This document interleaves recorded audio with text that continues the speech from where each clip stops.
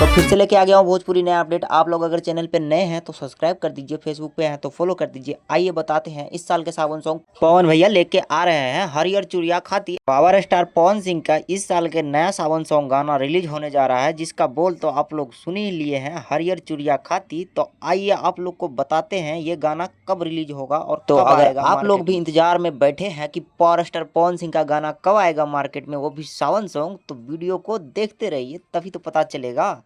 तो देखिए T series company की तरफ से पावर स्टार पवन सिंह का ये वाला सॉन्ग पोस्टर आउट कर दिया गया है, जो कि बहुत ही खतरनाक लुक में आया है और काफी जबरदस्त बेहतरीन है।